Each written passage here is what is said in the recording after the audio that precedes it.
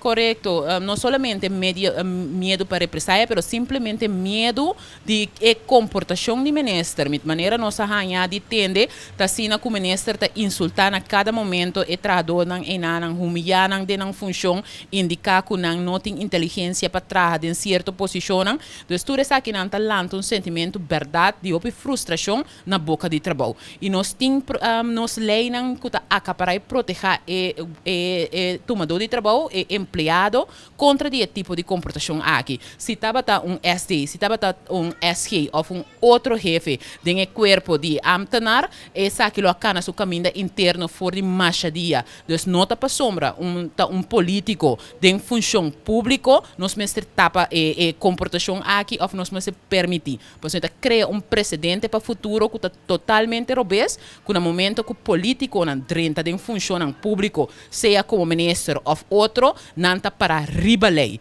Então essa aqui nota é caso para ministro Silvânia tampouco. Dus nós petição na MFK tá hala para o processo interno por seguir cana e não mete política de assunto aqui, laga fazer uma investigação, dor de uma instância reconhecer que portem objetividade para assim a avaliação e ministro duna espaço, laga e trabalho na hora se dor de seu suplente, senhor Cooper, para temporada de investigação, para assim por garantizar que não tem conflito de interesse tampouco nota influenciar o resultado da investigação.